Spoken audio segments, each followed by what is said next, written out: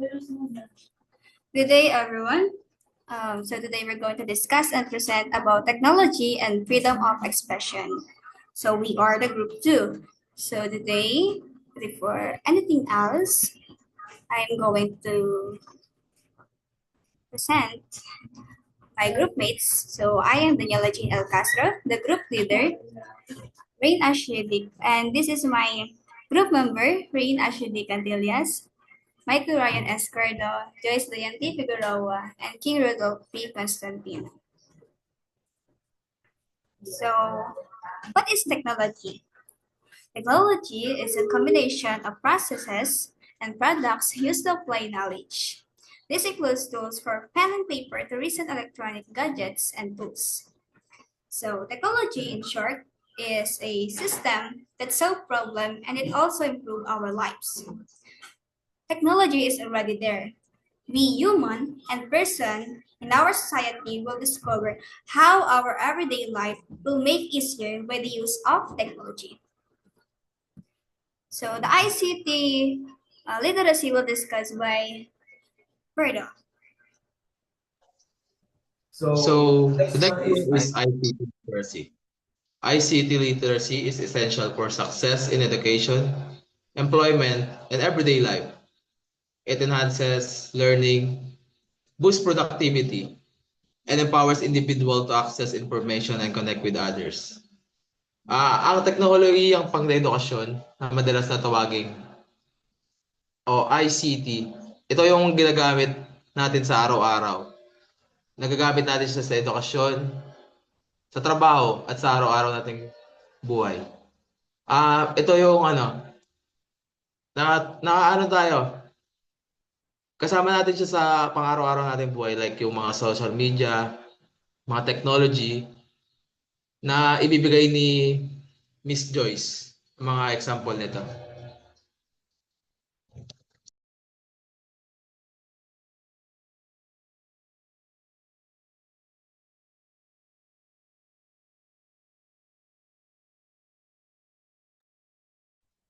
The next one is educational technology. Educational technology, often called EdTech, refers to use of technology to enhance and support education.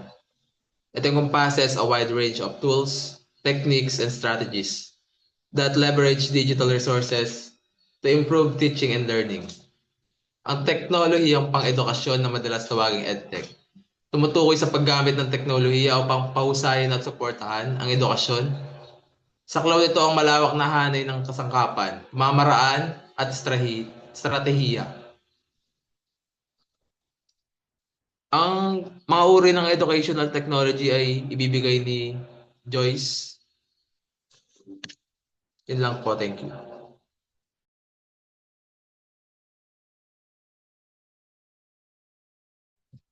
Example of educational technology.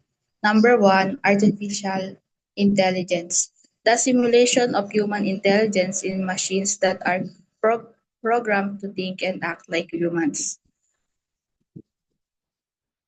Ito ay nagtuturo sa mga computer na mag-isip at matuto tulad ng mga tao. Number 2 is virtual reality, a technology that simulates a computer-generated three-dimensional environment allowing users to interact within a realistic way. Ito ay isang teknolohiya na lumilikha ng mga nakaka-immersing kapaligiran sa paggawa ng computer. Next. Number 3 ay analytics. The process of examining data to draw conclusions, make predictions, and support. Ang analytics ay ang paggamit ng datos para tukuyin ang mga trend at insights na nakakatulong sa pagpapabuti ng negosyo o organisasyon. Next is gamification, the application of game design elements to learning environments to increase students' engagement and motivation. Ito naman is ang paggamit ng mga elemento na prinsipyo o dimensions ng laro sa mga kontekstong hindi laro. Next po.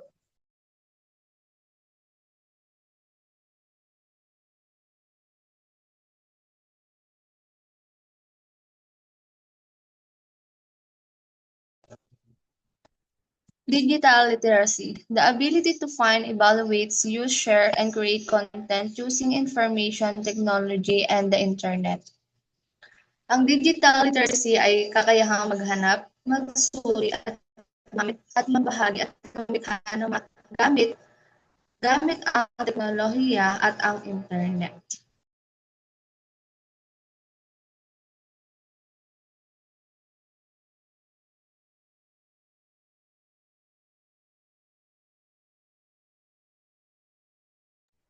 The importance of technology. So number one is the communication. It has connected the world through instant messaging, video calls, and social media. So ang communication po ay nakakatulong po sa atin, lalo na po sa pang-araw-araw natin. For example po, kapag nasa school tayo, pwede po na tayo na mag-message sa ating family na magpapasundo po tayo. And sa video calls naman, pwede rin po na gamitin yon kapag po in emergency, and social media para naman po makapag-relax tayo. So, number two is the business. Technology has boosted efficiency and innovation, driving economic growth and creating new industries. So, ang business po ay nakakatulong po yung technology natin sa mga businesses kasi po kapag meron tayong businesses, pwede po natin siyang i-post sa social media. And also, kapag may business po tayo, pwede natin magamit yung technology para po makaabot po sa iba pang bansa. Yan lang po. And next one is the healthcare. It has advanced medical diagnostic and treatment, improving patients' care and research. So, ang technology po ay nakakatulong sa healthcare, especially po ngayon sa panahon na to. Marami pong mga gamot dito.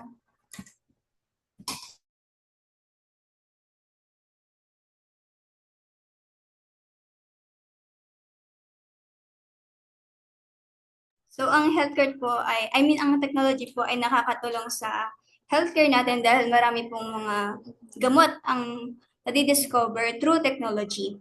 So, the next one is education. Ang technology has made learning more accessible and engaging through online platforms and digital tools while offering immense benefits. It also presents challenges like privacy concern and the need for digital literacy. Overall, technology impact is profound and continues to shape our future. So, tama nga naman po na yung technology ay nakakatulong po sa ating education. And para mas maging accessible pa po yung pag-aaral natin through technology. And by technology, nakakapag-engage po tayo through online, nakakapag-share po tayo ng mga advocacies, kung paano po nakakatulong yung technology sa ating education. And next one is the benefits of technology-supported communication. So, si Rain naman po ang mag-discuss dito. Increase efficiency. Technology allows for faster communication. Example, sending an email is quicker than the traditional mail. Sa panahon ngayon, madalas na ang pag-email para mas fast yung transaction. Hindi katulad ng iba yung kailangan pang sumulat. Bago dumating sa kanila is 1 week pa bago nila makuha yung email na yun. Enhance collaboration. Tools facilitate teamwork across distances.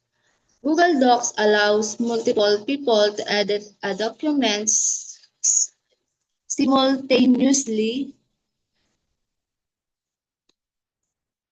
Next.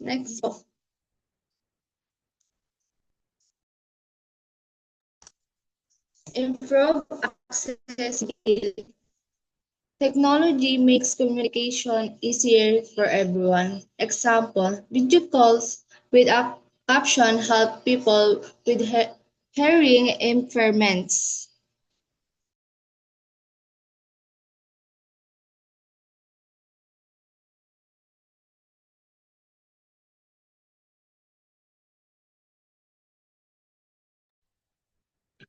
Next one is freedom of expression.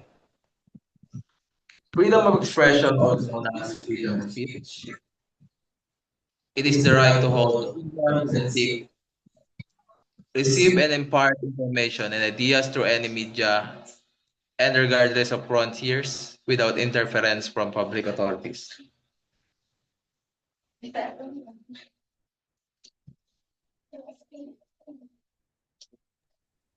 Ang freedom of expression is ang karapatan ng bawat isa na magpahayag ng sariling pananaw at magbahagi ng impormasyon ng malaya.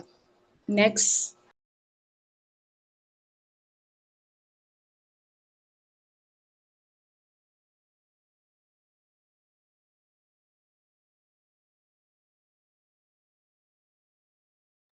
Ay, sorry kanina.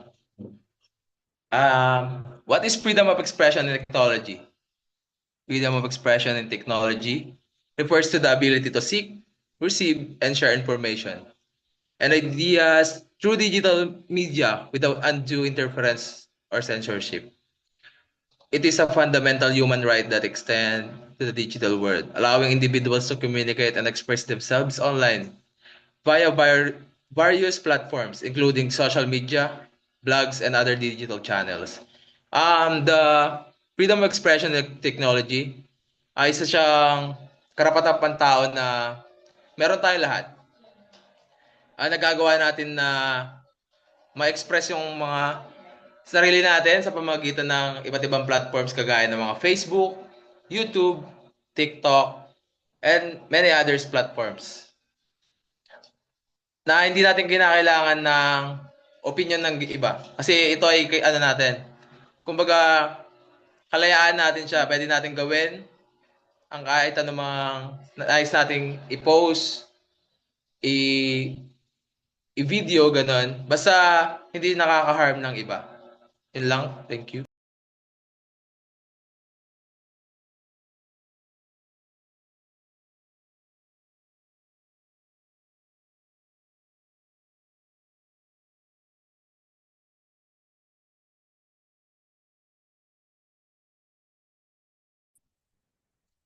The freedom of expression help the learner.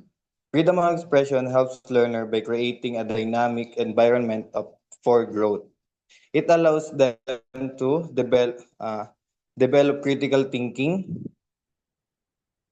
Students can question, debate, and analyze ideas from different angles.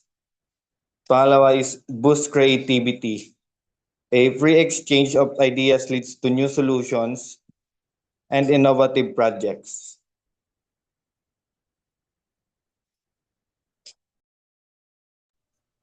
So, critical thinking or develop critical thinking, nakakatulong po sa student dyan kapag po nagtatanong po sila and kapag nag-debate din and kapag nag-analyze din po sila ng ideas. And another one is boost creativity po. Nag-exchange po sila ng idea or may kalayaan po sila na mag-change ng ideas para po makapagawa po ng bagong solusyon and makapag-innovate po ng mga projects.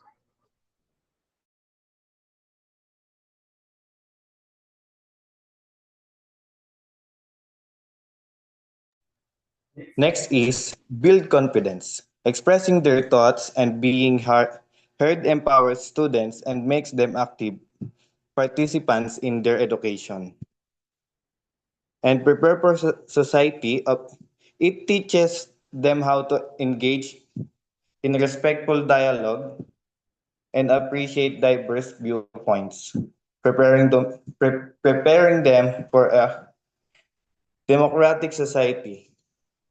Ultimately, a learning environment that values freedom of expression is one where students can think deeply, create confidently, and grow into engaged citizens. So, freedom of expression po, nakakapag-build po siya ng confidence. So, kapag po meron po tayong freedom of expression, yung lahat po ng thoughts natin and nakakapag-build tayo ng confidence through freedom of expression. Well, prepare for society. Kapag po meron po tayong freedom of expression, meron po tayong kalayaan na magsabi po talaga, lalo na kung ano man po ay nakikita natin sa society.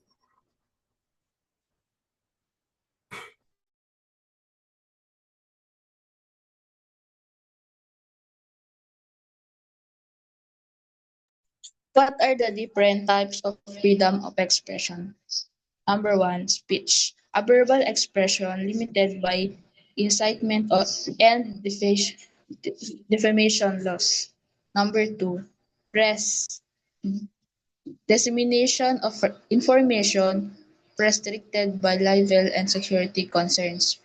Number three, artistic, creative expression and limited by obscenity and copyright laws. Next.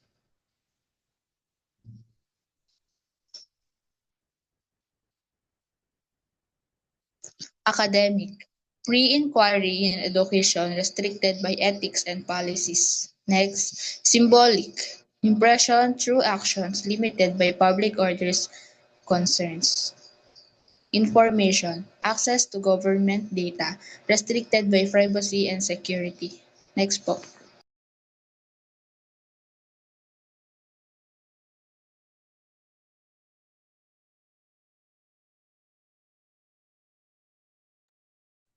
Pros and cons of freedom of expression in technology.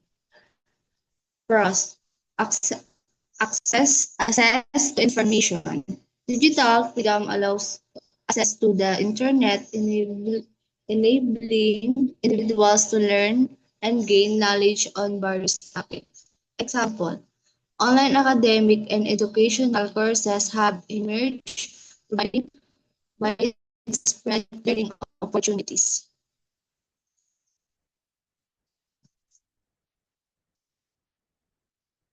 Content creation. The internet serves as a platform for sharing information and expertise. Example, individuals can share their knowledge and assist others through online counseling sessions and therapy. Next one is rapid communication. Digital freedom removes communication barriers, making conversation faster and more flexible. For example, is text messaging and calling application facilitate quickly and easy communication. And that's the pros of freedom of expression. The next one is global collaboration. Online platforms facilitate communication and collaboration among students and educators worldwide, fostering cross-cultural understanding. So, for example, is collaborative research project.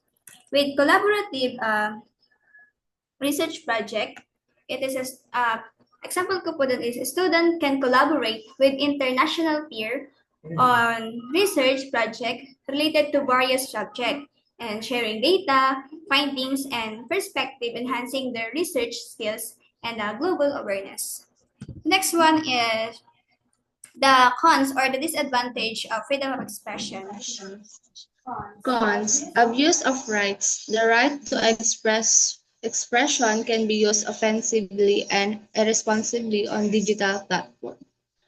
The second one is fake news. Technology can be used to spread false information, negatively impacting society.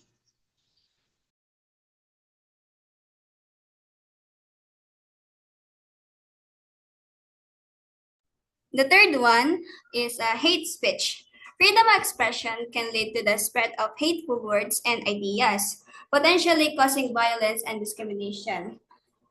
Yes po, pwede po, meron po tayong freedom of expression, pero hindi naman po ibig sabihin na kapag freedom of expression, i-express mo talaga lahat ng thoughts mo. So, ang disadvantage nga lang po ng freedom of expression ay minsan nakakasakit na tayo, nagkakos tayo ng violence and discrimination sa iba pang tao.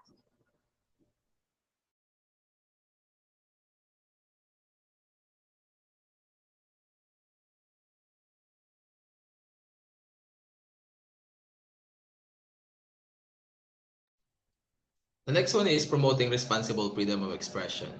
Promoting responsible freedom of expression involves advocating for the ability to voice opinions and ideas while emphasizing the importance of doing so in a way that respects the rights and dignity of others.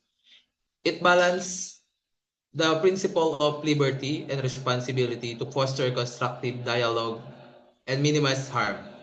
Bakit nga ba mahalaga ang pag-promote ng responsible freedom of expression? Unang-una, kahit na ito ay ating karapatang pantao, ang freedom of expression, kailangan pa rin natin na malaman ang mga dapat gawin or hindi natin dapat gawin. Dahil sa ngayon ay laganap ang mga cyberbullying sa lahat ng platforms. Like, kapag ikaw may kapansanan, hindi ka nila papalampasin. Kung ikaw, kahit anumang mali na makita nila sa'yo, talagang ibabash ka nila. Kaya mahalaga na ma-promote natin ang magiging responsable sa paggamit ng freedom of expression. Halimbawa, kailangan na alamin muna natin, mga post natin, kung makakasakit ba tayo sa ibang tao o hindi. Kung matatapakan ba natin ng dignidad nila, maibababa ba natin yung respeto nila sa sarili nila. Kaya kailangan natin i-promote ang responsible freedom of expression. Next one.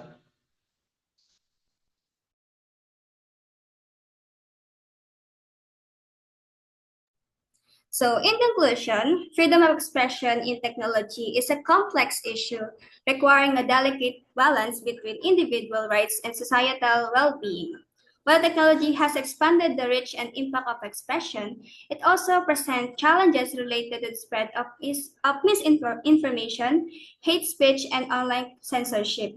A collaborative approach involving government, tech companies, and individuals is crucial to upholding freedom of expression while mitigating potential harms. So, in pinaka-last po niya, hindi naman po masama na pag-express po tayo ng expression natin or mga thoughts natin. Pero kailangan din po natin maging mindful sa mga sasabihin natin through social media and other platforms or internet. That's all for today. Thank you very much. And we are the group 2.